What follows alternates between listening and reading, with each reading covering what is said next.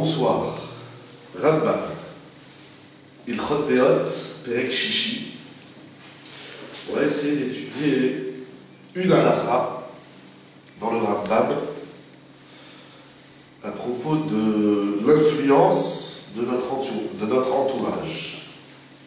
On est tous confrontés à ça, ce qu'on a appelé la culture, qui peut être la culture sociale, familiale, ou toute autre influence soit-elle, mais tout le monde est confronté à ça. On est tous confrontés, on vit avec des gens, déjà avec son couple, avec ses enfants, avec sa famille, dans la communauté, et la ville, le pays dans lequel on se trouve, on subit une influence. On est comme une éponge, on ingurgite une multitude d'informations, et ces informations, elles ne sont pas sans conséquences.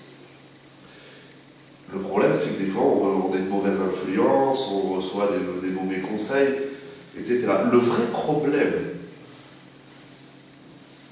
de l'influence de l'entourage, c'est qu'on est confronté entre le moi intime et le moi social. C'est-à-dire, moi, des fois on a des convictions, on a des sentiments, on a des projets, on a des idées, etc. Ce que j'appelle le moi intime, c'est de moi à moi-même, voilà, j'aurais décidé, j'ai devant moi j'ai un choix, j'ai deux possibilités, A et B. Moi, j'aurais choisi A. Voilà, je pense que c'est ce qui me convient. Si c'est les études, si c'est le mariage, si c'est le lieu où j'habite, si c'est tous les choix qu'on fait dans la vie. Donc voilà, le moi intime, selon ce que je ressens, selon ce que je comprends, si c'est dans la Torah et de surcroît, si c'est dans la Torah, de ce que j'ai compris, de ce que j'ai appris de mes maîtres, de ce que j'ai appris dans les livres, j'aurais choisi la voie A. Mais voilà que mon entourage, quel qu'il soit, encore une fois, qu'il soit l'entourage du couple, l'entourage de la famille, familiale, sociale, eh bien, soit tout le monde me conseille de choisir B, puis au final, je vais choisir B. Et la voie, mais avec le temps, on se rend compte qu'on n'est pas obligatoirement heureux, ça va créer des frustrations, ça va créer... Alors là encore, je parle de celui qui pourrait être, on va dire, lucide, c'est-à-dire, il y a ce que je veux, et il y a ce que les autres veulent pour moi. Alors, ce qui est très intéressant dans cette souya, d'abord, c'est que des fois, on n'est pas conscient, c'est-à-dire, je choisis ça. Je viens avec un peu de recul, je dis mais pourquoi tu as choisi B? C'est pas parce que c'est ça qui me convient, je lui dis tiens sûr, mais je sais pas, est-ce que tu as réfléchi? Non, je n'ai pas besoin de réfléchir, je sais pas, autour de moi, tout le monde fait ça, mais moi aussi je le fais. Prends un peu de recul, réfléchis de toi à toi-même, alors on va faire ce travail.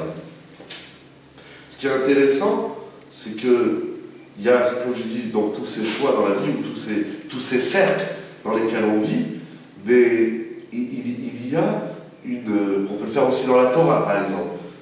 Il y a des gens qui ne sont pas religieux, on va le faire dans ce sens, c'est plus simple. Ils ne sont pas religieux, bon, ils veulent une certaine Torah très, très légère, très fragile, et puis voilà, il y en a un qui dit à son père, il dit, papa, moi je vais aller à la yeshiva, voilà, je vais aller étudier la Torah, ou je veux faire tchouva. Mais autour de lui, son entourage familial, social, il n'est pas pour, il est hostile à son choix. Alors des fois, il y a certaines ruptures qui vont se créer entre celui qui a choisi et son entourage.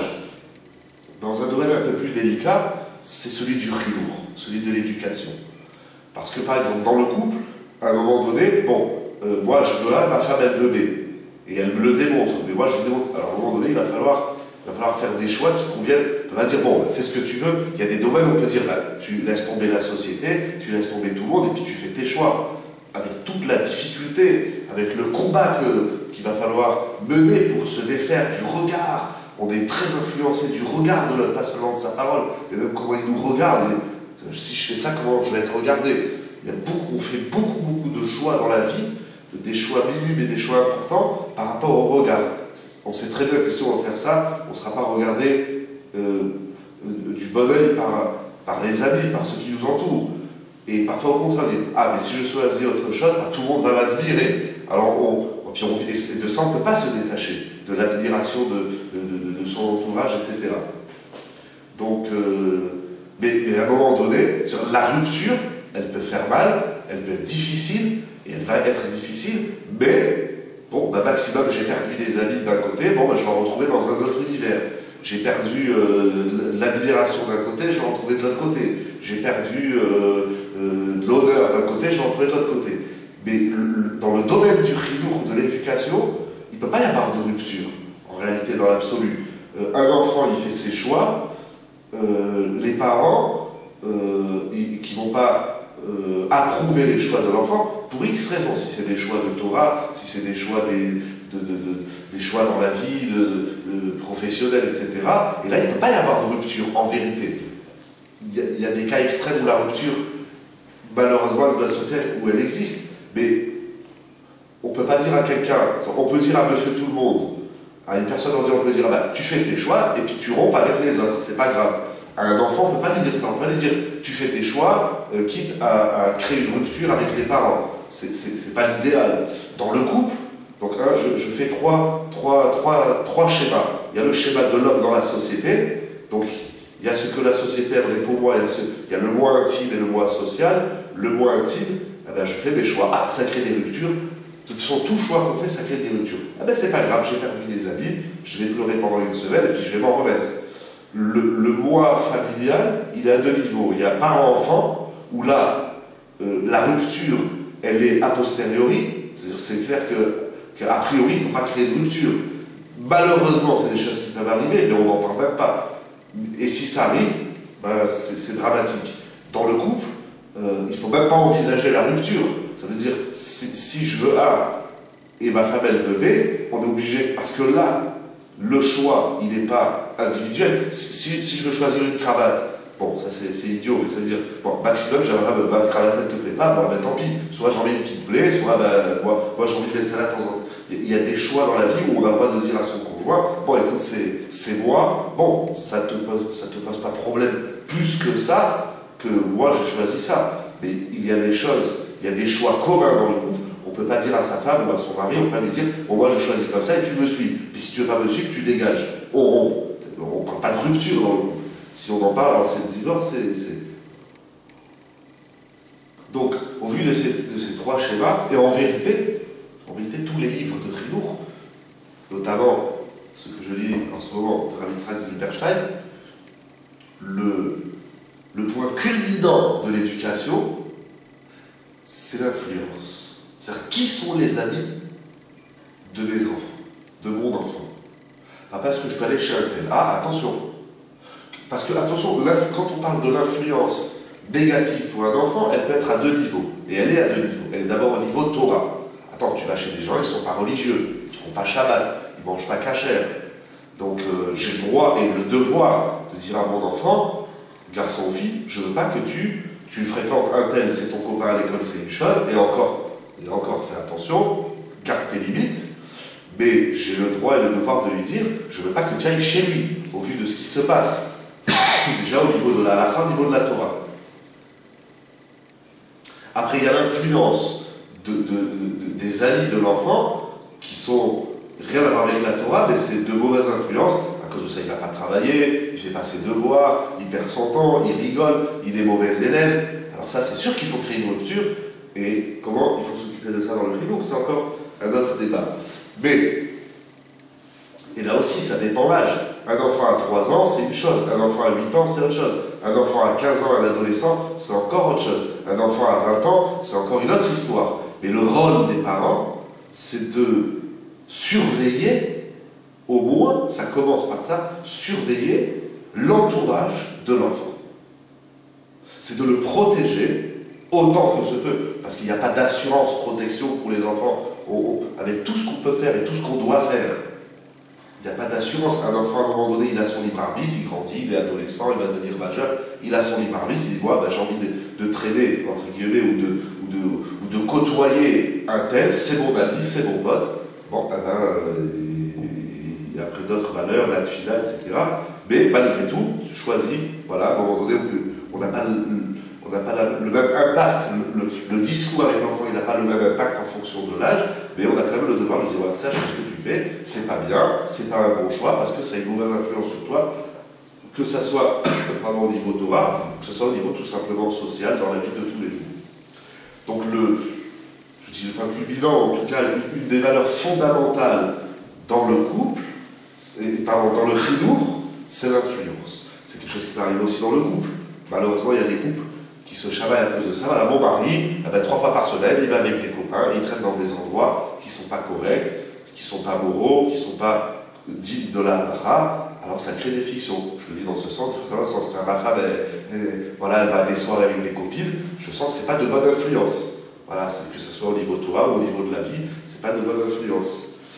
Donc comment un petit peu, on va dire, confronter ce problème ou cette réalité qui fait comment apprendre à protéger le moi intime du moi social.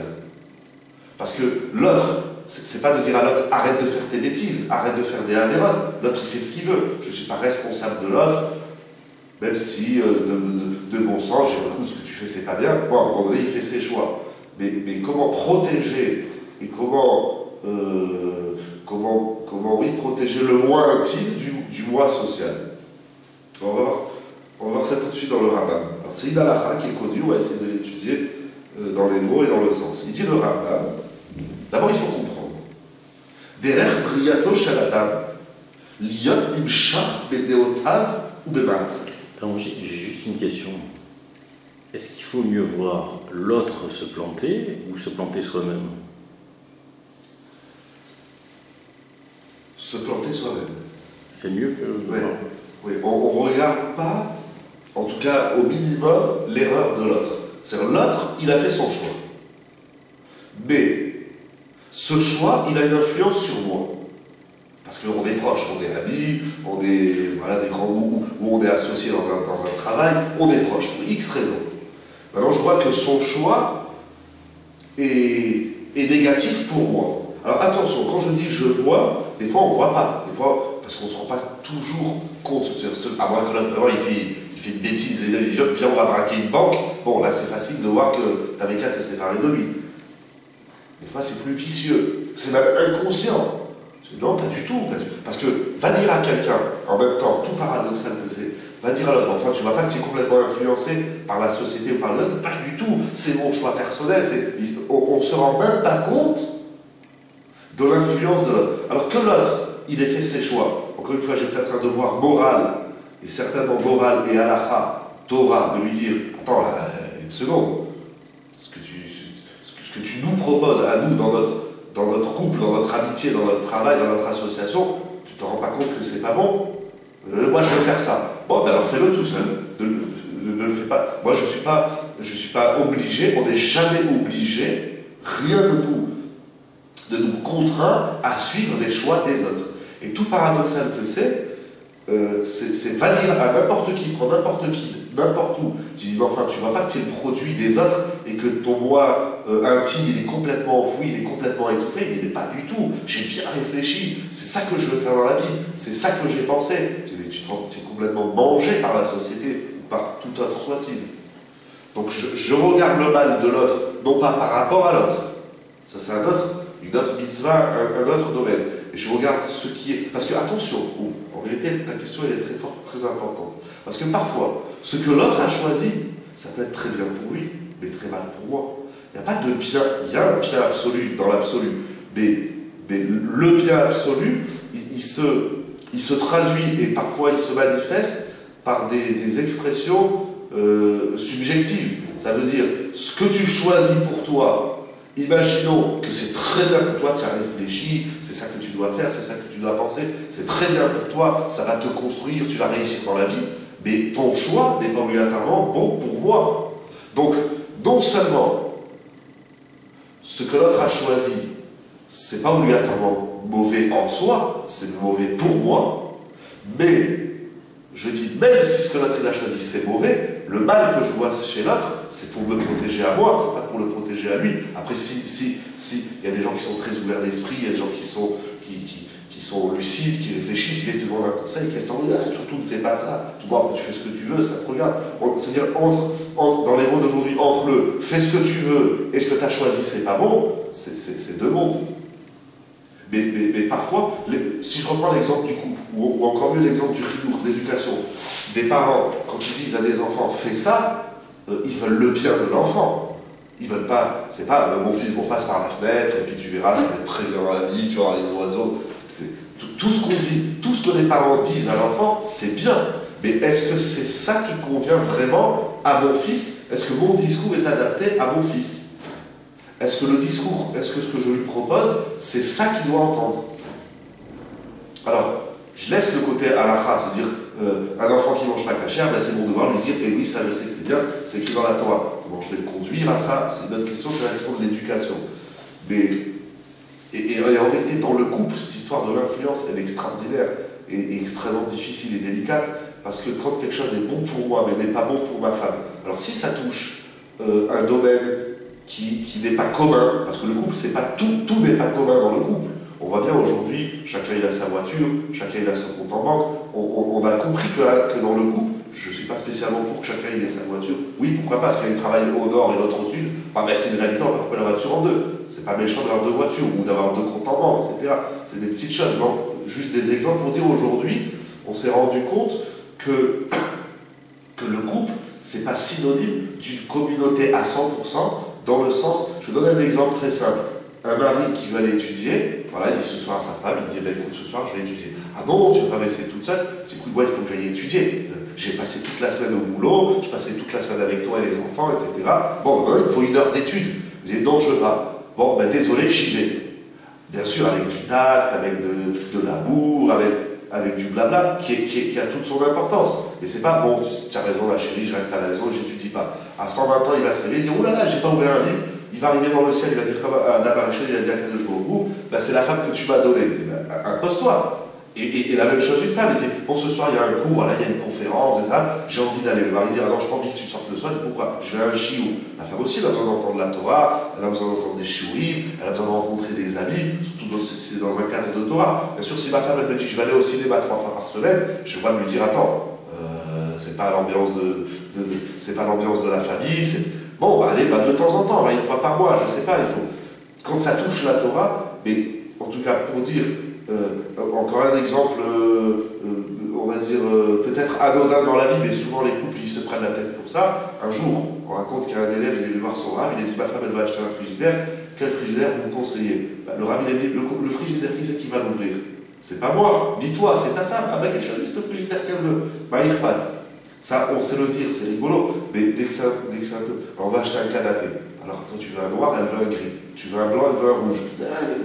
La couleur, ça fait aucune. Ça change rien, la couleur, quand on s'assoit dans un canapé. C'est la seule chose qu'on ne voit pas, c'est la couleur. Une fois qu'on est assis, on ne voit plus rien. C'est facile à dire, là, quand on étudie, tout le monde rigole. Mais en vérité, les gens, ils s'arrachent. Les gens, ils disent, voilà, tu veux aller là-bas, elle va aller là-bas. Ben, va là-bas. C'est pas des choses.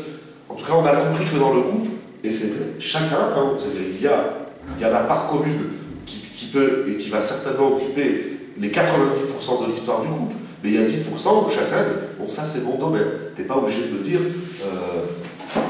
par exemple dans la profession, on partage dans le couple, voilà, aujourd'hui j'ai travaillé, j'ai fait ci, j'avais un client, même on demande conseil à sa femme, à son mari, qu'est-ce que tu en penses? Mais des fois c'est un peu plus imposant, des fois c'est, ah j'avais dû faire ça, ou pourquoi tu fais ça? C'est nul, fais autre chose. Je t'ai rien demandé, laisse-moi dans mon boulot, laisse-moi dans mes dossiers, je respecte ton domaine, respecte le mien, et puis je ne dis pas, bien sûr, c'est toujours intéressant d'entendre ce que l'autre il a à dire, mais à un moment donné, laisse-moi, j'ai un kivoud, j'ai une façon de voir les choses et de mener à bien mon affaire, pas toutes les 2 minutes me dire qu'est-ce que je dois faire, sinon tu prends mon affaire et je prends la tienne, ça en est tranquille. Enfin, c'est juste quelques exemples pour dire qu'il y a des domaines communs, mais il y a des domaines individuels dans le couple. Ça, dans la Torah, on appelle la période de l'Ida et la période de Tahara. C'est-à-dire qu'il y a la période où le couple est permis, donc c'est commun, et en restant dans la pudeur et la discrétion du sujet, eh bien, on va partager le même lit. Voilà. Mais quand la femme elle est nida, eh bien, c'est 2 lits. Voilà. On n'est plus dans le commun total, absolu. On est dans le commun subjectif. Voilà, chacun de son côté. Bien sûr, on partage la même maison, la même chambre, etc., etc. Mais à un moment donné, bon, ben, il ne faut pas perdre ses limites. Et on joue beaucoup dans le couple. Ce que j'appelle fais ta vie, mais vis avec moi. Vis avec moi, je fais ce que je veux, mais je vais raconter une histoire. Tiens, petite histoire. Petite anecdote. qui va faire rire, parce que moi j'en ris. Chaque fois que je raconte cette histoire, j'en ris. J'en ris. Mais un jour, un homme est venu me voir. Il m'a dit voilà, j'ai un petit problème de shalom bayit, si tu peux m'aider à voir clair et me donner quelques conseils. Bon, alors j'écoute sa question. Il me dit voilà. Donc c'est un monsieur qui est commercial dans une affaire. Et donc ça lui arrive de voyager. Il faut qu'il voyage un peu partout en France pour vendre les produits de la société dans laquelle il travaille. Jusqu'ici, tout va bien, il travaille fixe, mais 2-3 fois par mois, il doit voyager 2 jours, une fois à Paris, à Bordeaux, Marseille, etc. Bon, bref. Et un jour, il me dit, voilà, je dois partir, il y a un congrès de je sais pas quoi, et donc comme ça touche le domaine de sa profession, il faut qu'il parte 3 jours. Bon, voilà, jusque-là, c'est pas le problème, non, pas de problème, ma femme, elle m'a toujours laissé partir. Il me dit, voilà, je vais partir avec une collègue de travail de la société. Ah, alors c'est quoi le problème? Le problème, c'est que ma femme, elle ne veut pas que je parte. Parce qu'elle me dit, moi, je ne suis pas d'accord que tu passes 3 jours avec une collègue. Alors il me dit, je ne comprends pas ma femme, on est fidèles, on s'aime, c'est un garçon qui pratique la Torah moyennement bien. Bon, c'est un bon traditionnaliste qui a des valeurs, qui fait Shabbat, qui mange cachère, etc. Mais avec une certaine, entre guillemets, comme on dit aujourd'hui, souplesse de la halakha. Religieux, froum, comme on dit aujourd'hui. Bon, il va à la synagogue le Shabbat, etc. Donc il dit, je ne comprends pas ma femme parce que je ne comprends pas. Et elle lui dit, oui, moi j'ai très peur, tu vas partir 3 jours avec une collègue, tu es jeune, elle est jeune, oulala, moi j'ai très peur. Voilà, sa femme, elle tremble.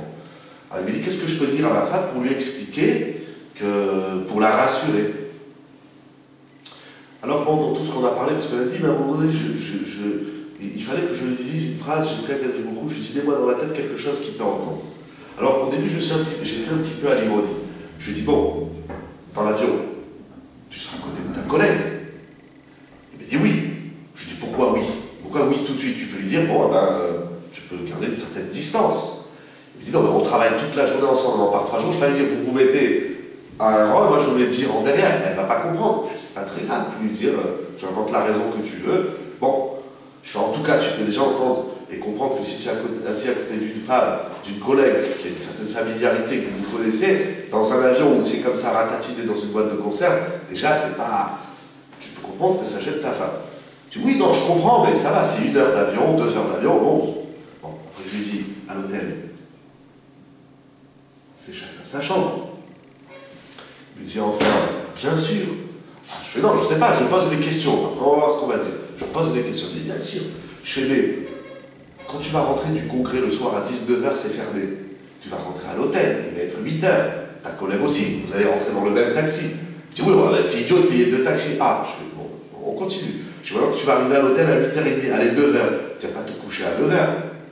Tu vas traîner un peu au bar, tu vas lui offrir un verre, parce que tu vas me dire, c'est normal. Tout est normal. Je dis, oui, je ne vais pas lui dire, bon, allez, bonne nuit, il est 8h30, j'en fais un dans la chambre, je vais m'ennuyer. On va rester au bar, on va rester. Puis bon, on va discuter, affaire. Oui, bien sûr, il y a d'affaire en affaire. Mais Chazvé Shalom, moi je ne te soupçonne pas. Chazvé Shalom, je sais que tu es un bon garçon, mais il y a quand même une certaine proximité, familiarité qui se crée. Même si Chazvé Shalom, je n'ai pas la moindre arrière-pensée, mais sincèrement, que Chazvé Khalila, tu fasses la moindre péché avec cette fille. Il me dit, mais bien sûr, voilà, comme vous dites, il y a bien sûr, voilà, bon, on s'offre un café, bon, très bien. Et puis bon, le soir, vers 10h, tu dis, bon, on va se coucher, le matin, il faut qu'on se lève à 6h, parce que, ok. Bon, je fais, c'est bon, c'est ça un peu en 2 mots, c'est ça le schéma? Il dit oui. Bon, les filles, vous voyez bien qu'il n'y a pas de problème. Je lui dis, effectivement, je suis d'accord avec toi qu'il n'y a pas de problème, mais je te pose une question. En fonction de ta réponse, je te dirai ce que tu dis à ta femme. Je lui dis, si ta femme, elle te dit, tu sais, j'ai, dans la boîte, dans la société dans laquelle je travaille, mon patron, il va te proposer de partir 3 jours avec un collègue. Tu la laisses ou tu la laisses partir ou tu la laisses pas partir? Il me dit, jamais je la laisserai partir. Je sais pourquoi. Je comprends pas. Tu m'as dit, c'est tout caché. L'avion, c'est pas grave. Le taxi, c'est pas grave. Le café au bar, c'est pas grave. Quoi alors? Parce que juste chacun il a. Et encore, les chambres, elles vont pas être à 3 étages différents. Mais même, vraiment, je soupçonne pas le moindre.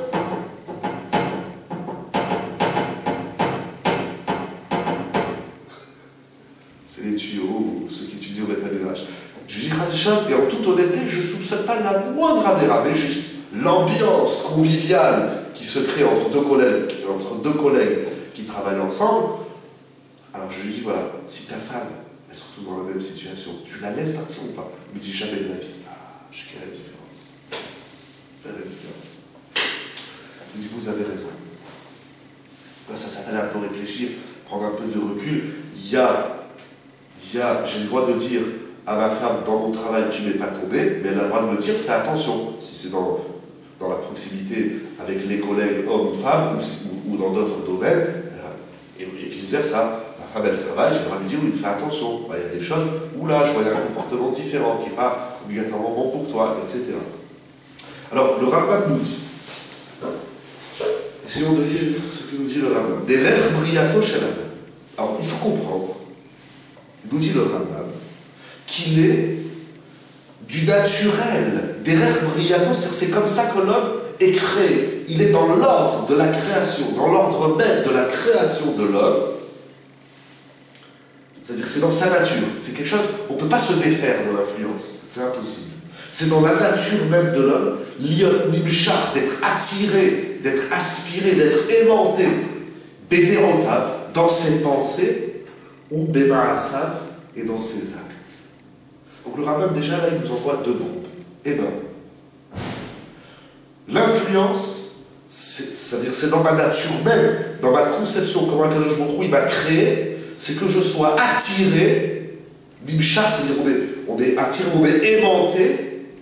Donc ça veut dire comment on va faire pour aller ou à l'encontre, ou comment gérer cette nature. Si c'est du naturel, c'est dans la nature de l'homme. Bah, qu'est-ce que tu veux que je fasse? Oui, mais c'est dans la nature de l'homme d'être attiré. Et l'homme, il aura... C'est-à-dire, le moi social, il est naturel. C'est pas un défaut, c'est une réalité. C'est comme ça. Et de quoi l'homme est attiré? Il dit le Rambam, Bédéotav ou Bémaasav. Alors ça, c'est énorme. L'influence, c'est pas seulement une influence que j'appellerais technique, mécanique, c'est de l'action. Pourquoi tu fais ça? Parce que tout le monde fait. Combien de fois on dit aux gens, pourquoi tu as fait ça? Il dit, je sais pas, tout le monde est parti là-bas, je suis parti avec eux. Donc c'est dans l'action, dans le mécanique. Mais le Rambam dit aussi Bédéotav. C'est même dans son mode de pensée. C'est-à-dire, ce que tu penses n'est pas obligatoirement le synonyme du moi intime. Des fois, on pense, et on est sûr de penser ce que le moi intime pense, mais en vérité, le Rambam dit ce que tu penses, ça peut être l'influence. C'est parce que tu as été attiré, c'est-à-dire tu penses comme ça, parce que tu as été attiré par les autres de penser comme ça. Tu es aimanté par la pensée des autres, tu es complètement aspiré, il y a une pensée sociale, générale, etc. Et tu t'es collé. C'est dans ta nature. Et ce que je disais, comme je disais tout à l'heure, le paradoxe, c'est que l'homme ne s'en rend même pas compte. Non, c'est moi qui pense. Non, tu ne penses pas. C'est pas vrai. Achar re'av ve'chave'av. Après ses amis, ses proches, et il se comporte selon le comportement des gens, des hommes de son pays. Donc voilà, là, donc ce qu'on appelle, ce que j'appelais tout à l'heure, l'influence sociale. Le moi social. Le moi social proche, c'est les amis. Le moi social un peu plus éloigné, c'est clair qu'un Français, il a un mode de pensée, il a une culture française avec toute l'histoire, etc. Un Anglais ne pense pas la même chose. Mais pourquoi celui qui est né là-bas, il pense comme ça? Parce qu'il est influencé par la pensée des Anglais. Et celui qui est né ici, il a grandi dans la culture française, il en est complètement imprégné, complètement imbibé. Alors attention, quand on parle, donc, on a dans le Rambam 3 points. Premier point, l'influence, c'est dans la nature même, dans la conception même de l'être humain, c'est comme ça. Comme l'homme, il voit, il entend, il sent, il mange, il goûte, eh bien, il est influencé. Et influençable. Il est attirable par. Premièrement. Deuxième point du Rambam, cette attirance, elle se joue aussi bien au niveau de l'action que de la pensée. Troisième point, qui est-ce qui nous influence? Tout le monde.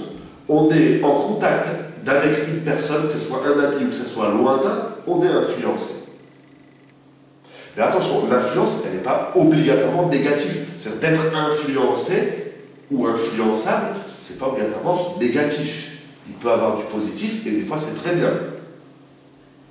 Là, le Rambam, il a juste posé le problème, comme on dit. Au vu de cela, il nous dit le Rambam, les firar, c'est pour cela. Tsarich Adam, il se doit, l'homme se doit, les itramer, les tzadikim, de s'unir aux tzadikim. On va traduire tzadikim par des gens corrects, justes. Bien que le tzadik, c'est celui qui va très loin dans la Torah. On va voir. Ve'leshev etzel achachamim. Et de s'asseoir, de vivre, d'habiter à proximité des sages, des chachamim. Tamid, tout le temps. Pas une fois par mois, je vais aller voir le Rav, ou je vais aller écouter un chiour, ah, ça va me faire du bien, prendre un petit peu d'oxygène. Non, ça veut dire, tu mets ce bonhomme, tu le mets à côté d'un tzaddik, il va devenir un tzaddik. Tu le mets à côté d'un rachat, il va devenir un rachat. Non, mais tamid, ça veut dire que tu peux le faire, je sais pas, 1 minute par jour. Oui. Comme tu peux le faire 24 heures par jour. Tamid, ça veut dire tout le temps. De façon régulière. De façon régulière, voilà, régulière. Comme on dit, fréquenter la synagogue. Quand les gens sont là, la première question quand les gens ont des problèmes, première question qu'on leur demande, j'ai eu une discussion, j'ai une personne qui est venue me voir il y a 15 jours. Donc c'est un monsieur qui a une fille de 20 ans, il me dit ma fille elle est sous mauvaise influence, blablabla, etc. Je lui dis je te pose une question. Combien de fois par jour, il s'est mis à rire, mais je savais, c'est quelqu'un que je connais, je lui dis combien de fois par jour tu vas à la synagogue? Il me dit j'essaye d'aller 1 fois par semaine le samedi matin, et encore j'y vais pas tous les samedis. Je suis pas, toi-même tu vis dans un entourage qui n'est pas Torah.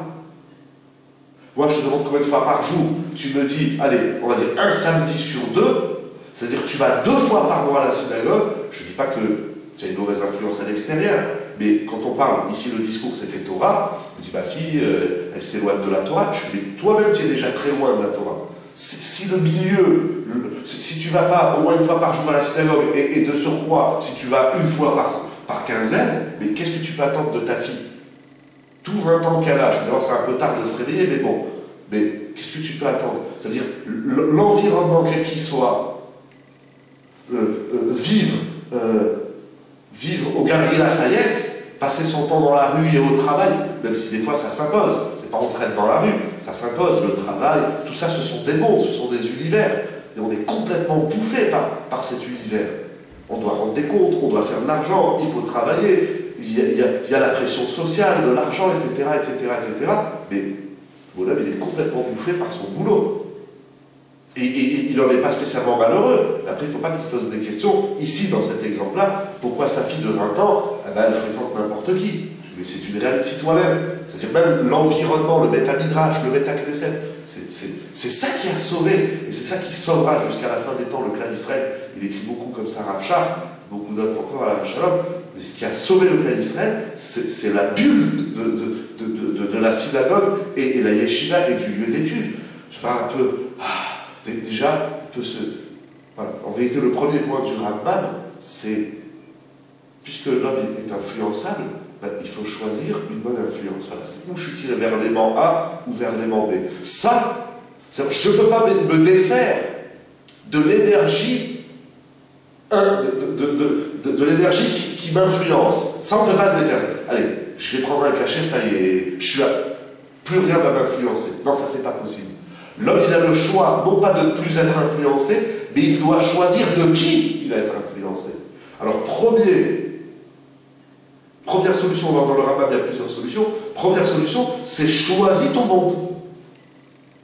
Si tu choisis un monde de ce qu'il appelle tzadikim vechachamim, alors, et le maximum, le plus possible, tamid, kedesh ilmad ba'aseh, il va s'exercer, il va apprendre de leurs actions. Comme ça, le Sefer HaChinuch, il explique comme ça, je vais essayer de me rappeler comment il dit les choses, mais c'est une idée très connue du Chinuch. Il dit comme ça, il dit pourquoi à Pessah, on n'est pas loin de Pessah dans à peu près un mois, il dit pourquoi à Pessah on a plein de mitzvot en souvenir de la sortie d'Égypte. manger le Korban Pessah, manger la matzah, le maror, raconter la Haggadah, et même dans le Korban Pessah, il y a plein de dinim. On n'a pas le droit de casser un os, il faut le manger grillé. Et en vérité, dans la Torah, il y a 48 mitzvot qui sont liés à la sortie d'Égypte. Pourquoi toutes ces mitzvot? Voilà, que je vous donne une mitzvah, et voilà, souvenir la sortie d'Égypte. Il dit le Sefer HaChinuch, toutes ces mitzvot de la sortie d'Égypte, c'est pour créer un univers. Et il dit, il est de toute évidence que si tu prends un tzaddik, un vrai tzaddik, c'est-à-dire un homme pieux qui est dans la Torah, qui a grandi dans la Torah et les mitzvot, dit tu prends ce tzaddik, et pour X raisons, on le mettrait dans un environnement de Rechaïm, d'impies, de mécréants, de gens qui ne pratiquent pas la Torah et les mitzvot. Il dit même s'il est contraint, il y a des gens qui sont contraints de se retrouver aujourd'hui, prenons un exemple concret, il y a des gens qui sont mutés, voilà, métier muté à Bordeaux, à Lille, etc. Il dit, mais moi j'ai toute ma vie, j'ai grandi dans une ville où il y avait la Torah et les mitzvot, maintenant je me retrouve dans une ville où il n'y a rien. Il dit avec le temps, il dit le Sefer HaChinuch, c'est connu, c'est évident que ce bonhomme, sa Torah, elle va réduire. Et avec le temps, il risque de tout passer, il risque de tout oublier. C'est une réalité. Il dit le contraire, tu prends un rachat, il n'a jamais fait la Torah et les mitzvot, il est très en train de... Tu le mets dans un milieu où les gens ils pratiquent Torah et mitzvot, petit à petit, il va se confondre dans la masse, et petit à petit. Et d'ailleurs, sur ça, je me rappelle une idée, je cherchais un signe, je me rappelle une idée extraordinaire. Une idée fondamentale dans l'influence. Bah, tout le chirou, il est là. On dit 3 fois par jour dans le schéma. Si vous écoutez mes mitzvot, que je vous en donne aujourd'hui, donc d'aimer Hachem et de le servir. Alors que il va donner l'abondance, il va donner la pluie,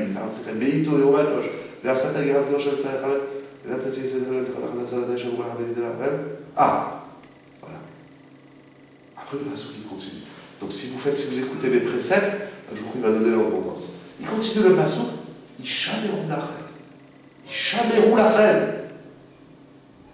je vous mets en garde, gardez-vous, prenez garde de vous-même. De peur que votre cœur ne soit séduit,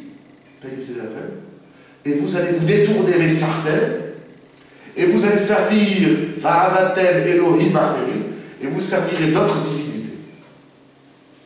Rappelez-vous, il pose une question dans les choux. Il dit, je ne comprends pas. Je ne comprends pas. Qu'est-ce qu'il dit là-dessous? La Torah dit, si tu fais Torah et mitzvot, tu auras l'abondance. Alors vraiment, c'est qui, première question, c'est qui l'idiot qui va quitter la Torah? La Torah, elle dit, si tu fais la Torah et les mitzvot, tu auras la pluie et l'abondance. Tu auras la bracha, ce que tu veux. C'est écrit dans le Chumash. On le dit 3 fois par jour dans le schéma. Et on y croit fermement. Ah ouais, bon d'accord, tu auras la bracha. Non, non.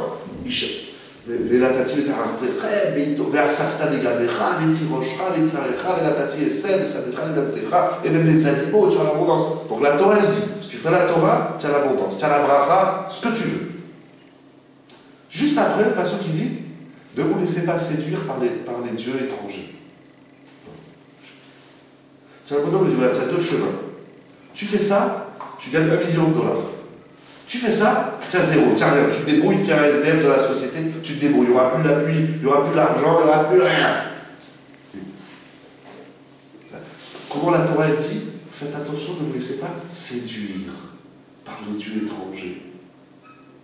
On a qu'à regarder l'histoire, les dieux étrangers, ils n'ont jamais rien apporté à personne. Surtout nous, on est à la fin de l'histoire, c'est facile de voir que le gars qui s'appelle la Torah et les autres, il avait tout. Mais à qui la Torah, elle parle? Quand elle dit, tiens, un rabbin, on dit aujourd'hui, bah, il étudie, et puis tous les jours, chacun il se parle à lui-même, écoute les préceptes d'Akadosh Baruch Hu, tu auras la bracha. Mais ne te laisse pas séduire. Qui est-ce qui se laisse séduire? C'est celui qui est là, et de temps en temps, il regarde à côté, il dit, ah ouais, c'est bien les chrétiens, oh là là. Ou l'autre, il est là, il dit, ouais, moi je rêve d'être Bouddha.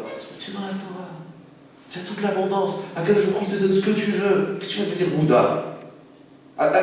C'est clair la question. Comment l'homme va glisser? Pire, la Torah dit tu vas te laisser séduire. Fais attention de ne pas te laisser séduire. Il dira mais qu'est-ce que l'homme pour être séduit? c'est-à-dire je te propose quelque chose, et l'autre il te propose quelque chose. Alors Akadosh Baruch Hu il te propose tout, et l'autre, dans le néant, il va tout te proposer. Comment? Dans le néant, tu te dis, ah ouais, c'est vrai. Bon, la Torah c'est pas mal, mais j'ai trouvé mieux. J'ai trouvé le Bouddha. Ah, comment le Bouddha il t'a réduit? Qu'est-ce qu'il t'a promis quoi? Avec lui, tu auras dit le Olam Hazé, dit le Olam Haba. Et avec la Torah, tu as le Olam Hazé. Quel discours peut être plus séduisant que celui de la Torah? Tu vas acheter une voiture, tu vas chez Renault, on va te faire un discours sur la dernière Renault qui est sortie. Ouah, tu es séduit. Tu dis, attendez, je vais aller voir Mercedes. Alors, mais pour Renault, tu dis, attention, ne vous laissez pas séduire par Mercedes. Bon, ça j'entends. Il y a deux discours d'égal à égal. Mais tu vas acheter une voiture, tu vas chez Mercedes, et après tu dis, bon, vous savez quoi? Bon, d'abord, je vais aller voir à Carrefour s'ils ne vendent pas des trottinettes. Elle dit, attention, ne vous laissez pas séduire par la trottinette de Carrefour. Mais ça n'a pas de rapport. Tu te laisses séduire quand il y a deux discours qui se valent, mais quand il y a un discours de valeur, et quand il y a un discours sérieux, c'est la poubelle, comment tu vas te laisser séduire par la poubelle? Il dira Volbé, je crois que la question elle est claire, il dira Volbé un yesod, un fondement de la vie, un fondement des korot à nefesh, c'est-à-dire de la puissance de l'énergie de l'homme. C'est-à-dire, il dit comme ça, il dit à qui la Torah elle parle? La Torah elle parle à celui qui est dans la Torah. C'est dans la Torah. Tu fais Torah, mitzvot, Shabbat, Kashrut, Nida, Tzitzit, Tfili. Ravolbé nous dit, la Torah, elle parle à qui? Elle parle à celui qui fait la Torah, parce qu'il dit, si tu fais la Torah, tu auras l'abondance, tu auras la bracha. Mais, qui fait tout, je disais, fait tout. Shabbat, Kashrut, il est religieux, pratiquant, froum, tous les mots d'aujourd'hui, il étudie, il est sérieux, il aime la Torah, et vraiment, il est heureux dans sa Torah. Et en même temps, la Torah lui dit, fais attention de ne pas te laisser séduire par les dieux étrangers. C'est-à-dire quoi? Comment ils vont me séduire? Il dira même un croyé, ça, fondamental. Parce que si je fume, ça ne dérange pas ceux qui nous regardent. Il dit, Ravolbé, en vérité, le monde de la Torah et son discours, il a un sens intéressant aujourd'hui pour beaucoup de monde. La Torah que tu vis, elle te rend heureuse. Mais du coin de l'œil, tu sais que les autres, quand ils te regardent, ils ne t'apprécient pas, ils ne t'admirent pas. Parce que, bon, c'est bien, tu fais la religion, mais quoi? Tu sors jamais avec nous, tu n'es pas dans la société. Quelqu'un qui veut faire à fond la Torah, et il la fait à fond, il n'est pas apprécié à sa juste valeur par le regard de l'autre. Par contre, si tu vas faire des études, j'ai rien contre les études. S'il va travailler, j'ai rien contre le travail, etc. Mais ça peut être même une heure d'études. Tu vas étudier, tu vas avec nous au foot ce soir, ah non, je vais étudier, ils vont se mettre à rire. Alors tu dis, c'est vrai que la Torah c'est un kiff, mais je suis pas, on m'envoie pas des fleurs, je suis pas apprécié. Alors l'homme, il préfère choisir la Avodah Zara, même si elle va rien lui apporter, une chose elle va lui apporter, la reconnaissance sociale. Et l'homme, au prix de la reconnaissance sociale, il est prêt à vivre dans la poubelle, à vivre dans le néant et à quitter le bonheur de la Torah, parce que dans la Torah, il n'aura pas une reconnaissance sociale assurée, alors que dans la vie de tous les jours de la société, il aura une reconnaissance assurée. Et l'homme, il est prêt à quitter le bonheur et se retrouver dans le néant, mais il dit, au moins, j'existe. Alors que quand je suis dans la Torah, je dois me battre pour exister. Et aujourd'hui, on le voit encore plus, bien sûr, dans un monde de Torah, dans une yeshiva, dans un Beth Midrash, tout le monde est apprécié, et encore, malheureusement. Des fois, les gens ne sont pas appréciés à leur juste valeur, et ça fait des problèmes, et c'est grave.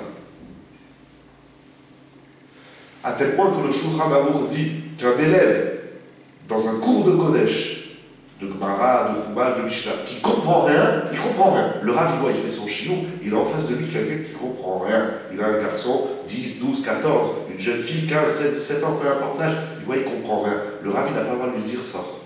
Il n'a pas le droit de dire, je veux plus ton chiour, sinon tu ne comprends rien. Non, non, il faut le laisser là, même s'il ne comprend rien. Au moins, il vit dans un environnement. Il entend, et le Shulchan Aruch dit dans les trois Talmud Torah, il dit, au moins, il entend des choses. Et ça l'influence, même s'il n'a rien compris du chiour. Je vois des fois les gens qui vont dans des conférences de rabbinim et ils disent waouh, c'était génial. Le roi il a parlé, je sais pas, j'ai rien compris, mais c'était génial. Voilà, ça c'est énorme, ça c'est important. Donc, c'est ce qu'on disait. Pour avancer, pour finir le Rambam dit tu n'as pas le choix de ne pas être influencé. C'est dans ta nature, c'est dans la conception de ton être. Mais tu as le choix de choisir qui fréquenter. Ça oui, ça, il n'y a personne qui va m'influencer de dire je veux fréquenter lui ou lui. Celui que tu fréquentes, il est le produit de ton choix. Et il s'éloignera des Réchaïm, qui avance, qui marche dans l'obscurité, afin de ne pas apprendre de leur comportement. Je saute de l'île, même si elles sont très intéressantes, mais c'est pour ne pas être trop long, parce qu'il va appuyer ça sur des psukim de Shlomo Ameler. Veren, parce que je voudrais arriver encore à un point, il dit le rabbin, Ibayam et Medina, si maintenant ils vivaient dans un pays, chez l'Inagoté Araïm, leur comportement, leurs us et coutumes sont mauvaises. Veren Anashim Otrim Bederech Yeshar. Et les gens, ils n'avancent pas dans le droit chemin. Il dit le rabbin, il y a des voyages, des ménages. Surtout aujourd'hui, c'est très facile. En tout cas, c'est beaucoup plus facile qu'il y a 1000 ans quand le rabbin y parlait. Il dit si tu vis dans une société qui est pourrie, qui est mauvaise, c'est des mécréants, pas mauvais parce qu'ils font sauter les synagogues avec toute la gravité que ça représente, bien entendu. Les mauvais, c'est-à-dire les gens, ben, ils n'ont pas des bons mœurs, ils n'ont pas des comportements qui sont moraux. Mais il dit le rabbin, déménage, va ailleurs, change de ville. C'est quoi le problème? Il dit le rabbin, incroyable. Et si tous les pays duquel tu as entendu parler, toutes les contrées sont mauvaises, comme de nos jours, il dit le rabbin, comme de notre temps, ou bien, ou bien tout simplement il n'a pas la possibilité d'aller dans une contrée où les gens se comportent bien, alors il dit le rabbin, Yeshem Levado. Ah ben, enferme-toi chez toi. La meilleure façon de se protéger du monde, ben, soit tu quittes le monde, mais des fois c'est une réalité, on ne peut pas quitter le monde. Il dit ben, enferme-toi chez toi, enferme-toi dans ta grotte. Ah, tu seras asocial, etc. Voilà. C'est où tu es dans la société, tu es pourri, ou tu es toi. C'est-à-dire, il y a donc deux façons de protéger le moins intime, c'est où tu changes de milieu, parce que sinon tu vas te faire bouffer dans le milieu pourri dans lequel tu te trouves, ou bien tu restes tranquille chez toi. Il dit le rabbin, mais s'ils sont tellement mauvais et fauteurs qu'ils ne le laissent même pas tranquille chez lui, eh bien, là je ne lis plus trop dans le texte, il dit le rabbin, tu vas dans le désert, va habiter dans le désert. Il n'y a pas de problème, quitte la société, tu te fais une petite maison dans le désert, tu habites tout seul. Ça veut dire quoi? Soit, et c'est vrai, et ça se lit aussi littéral dans le texte. Qu'est-ce qu'il nous dit le rabbin? La société, elle a tellement d'influence sur l'homme qu'il y a trois possibilités.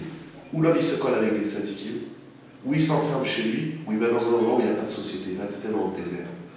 Alors, et il faut déjà, dans première lecture, voilà, c'est ça qu'il faut faire. Il n'y a pas d'autre solution. Pour Rambam, il n'y a pas d'autre solution. Ça peut se lire à un autre niveau. Je le lis à un autre niveau, parce que les propositions du Rambam, elles nous semblent difficiles à pratiquer. Si aujourd'hui j'en arrive là, alors je dis à la femme et mes enfants, allez venez, on va habiter dans le désert. On va acheter une petite maison dans les collines d'Issoise, il n'y a personne, on descend une fois par semaine au Cacher et à Carrefour faire les coups, on vit tout seul. Vivre tout seul, il faut supporter, parce que où on devient fou, où on ne peut pas travailler, on ne peut pas vivre tout seul au milieu de nulle part. Le rabbin il a l'air de dire que oui. Donc peut-être qu'il faut le lire à un autre niveau. Je ne remplace pas le premier niveau. Ça, voilà, dans la réalité, c'est ça qu'il faudrait faire. Mais peut-être qu'il faut le lire. Il faut rajouter aussi, c'est-à-dire, ok, il y a la société. C'est-à-dire, par moment, ok, il y a la société, il y a le travail, il y a la famille. On ne peut pas se couper du monde entier. Mais il faut se garder des moments où on va se coller, un peu comme je disais tout à l'heure, au tzadikim, c'est-à-dire on va rentrer un peu dans l'univers d'un Beth Midrash. Voilà, je viens à la yeshiva, 1 heure par jour. Comme j'ai dit des dizaines de fois, je défie le monde entier, mais le monde entier. Que chacun il a au moins 1 heure où il peut venir au Beth Midrash. Celui qui dit j'ai pas 1 heure, c'est un menteur. Il vit dans le mensonge, il est bouffé partout, c'est un menteur. Ça n'existe pas quelqu'un qui se lève à 6 heures du matin et qui travaille jusqu'à minuit, ça n'existe pas. Ça n'existe pas. Et même celui qui doit partir 3 jours, d'abord là où il va, je vois des fois des élèves avec qui je dis je vais passer 3 jours à Paris pour le travail. Je dis mais c'est génial, à Paris tu vas dans le 19e, je connais pas tous les bacs, il y par rapport à Nice, mais il y a 150 bâtiments. C'est génial. Là où tu vas, tu descends, tiens, à Mignane, le soir, tu as fini ton congrès ou tu as fini la foire ou je sais pas quoi. Eh ben, à 8 h, au lieu de rentrer à l'hôtel et de boire un café avec la collègue, ben, tu vas en mettre un midrash. Tu vas écouter. Il y a un rav tel, il y a tel rav, il y a tel rav. Tu vas écouter un chiour, c'est extraordinaire. Tu vas dans le 19e, il y a 400 chiourim tous les soirs. Tu vas à Épinay, tu vas à Sarcelles, etc. Tu vas à Marseille, tout. C'est pas bête. Ah oui, si tu dois passer un congrès 3 jours à Lille ou à Draguignan, là, tu auras un petit problème, effectivement. Quoique aujourd'hui, avec les smartphones, tu vas sur Espace Torah, je fais un peu de pub pour les autres, tu vas sur Rav un tel ou Rav un tel, tu fais la Torah avec toi de partout. Mais pour celui qui est le citadin, celui qui dit j'ai pas 1 heure par jour pour aller au Beth Midrash, lui il est complètement enfoui dans la société, c'est un menteur. Donc ça c'est la première chose. Fréquentons, il nous dit le Rambam, des milieux qui auront une bonne influence sur nous. La deuxième chose, c'est que même chez soi, des fois on n'a pas la possibilité, on est malade, on est fatigué, il y a la famille, il y a des réalités. Mais tu ne peux pas t'enfermer 1 heure dans ton salon avec un livre, tu dis à ta femme, les enfants ils sont couchés, il est 8h30, 9h, tout le monde dort, même s'ils ne sont pas couchés, laissez-moi tranquille 1 heure. J'ai besoin de me retrouver dans mes livres. J'ai besoin de me retrouver par rapport à moi-même. Pas toujours obligé de vivre avec les autres, pas toujours obligé d'être collé aux autres. Laissez-moi 1 heure, 1 heure tranquille. Voilà, 1 heure. La femme, elle est dans la cuisine, ou elle est dans ses bouquins, ou elle est avec les enfants, ou elle fait ce qu'elle veut. Les enfants, ils sont couchés, ils sont dehors. 1 heure, laissez-moi tranquille. Personne ne se couche à 2 heures. Sauf celui qui se lève à 4 h du matin, c'est pour les paysans. Et celui qui se trouve à 4 h du matin, il est tranquille. De 4 h du matin jusqu'à 6 h du matin, la société n'existe pas. De faire ça de finale, d'étudier tranquille, etc. Un jour, je dis ça parce qu'un jour, je parlais avec un médecin, il me disait, moi, je me lève à 4 h du matin, je n'ai pas le temps de venir le soir. Je me dis, tu te lèves à 4 h du matin, c'est extraordinaire. Quand tu te lèves, tu as 1 heure, tout le monde dort, tu te fais un petit café, tu prends un livre, tu étudies, après tu vas opérer. Tu n'opères pas à 4 h du matin, sauf si tu es dans les urgences. En tout cas, chacun, dans son univers, dans son monde, dans le schéma de sa vie, il faut qu'il prenne 1 heure. Premièrement, pour aller au Beth Midrash. Deuxièmement, pour s'enfermer chez lui, tranquille. Alors, je prends un livre de Halacha, un livre de Moussar, je prends une Gemara, et je fais une introspection sur moi-même, déjà pour me resituer, mais où j'en suis dans tout ce que j'ingurgite dans la société. Et enfin, et des fois, même ça, c'est pas possible. Je dis, tu vas dans le désert. Pourquoi tu vas dans le désert? Aujourd'hui, c'est pas compliqué. Tu prends ta voiture, tu roules 10 km, tu vas dans un jardin public, il n'y a personne. Tu prends un séfer, tu as les arbres et les oiseaux, tu as les petits écureuils, il faut un peu de romantisme dans la vie, tu t'enfermes 1 heure. Tu vas dans l'arrière-pays, tu vas à la montagne, tu vas au bord de mer quand c'est cachère, tu vas le soir, voilà, il y a un chiot, alors viens, ce soir il n'y a pas de chiot. Tu veux dire la yeshiva, elle est ouverte. Tout le monde il te dérange, va à la mer à 11 h du soir, il n'y a personne, tu prends ton livre, tu es tout seul avec un cadeau au cou, avec les dauphins et les requins, avec qui tu veux. Mais si quelqu'un qui vivant à la mer, ils se font manger par les requins. Au lieu d'aller à la mer, se faire manger par les requins. Non, ça veut dire, il faut prendre le temps, par moment, de s'arracher, de se décoller, de se désémenter de la société, et de se dire, mais je me situe où par rapport aux autres, mais surtout par rapport à moi-même, et de surcroît par rapport à vous, mais j'en suis où là, dans ma Torah, dans ma vie, mes choix, est-ce qu'ils sont... Combien de fois je parle avec des gens, ils disent voilà, je ne sais plus quoi faire. Pourquoi tu t'excites? Combien de temps tu as réfléchi sur ton problème? Ah, j'y pense toute la journée. C'est pas vrai. Je prouve aux gens, je défie le monde entier. Tu n'as jamais réfléchi à ton problème. Tu as pris 1 heure, tout seul, là, dans ton salon, ou au bord de la mer, ou au Beth Midrash, je vois c'est faire, en face de gens qui étudient, tu dis non, je vais réfléchir sérieusement. Sérieusement, je vais réfléchir.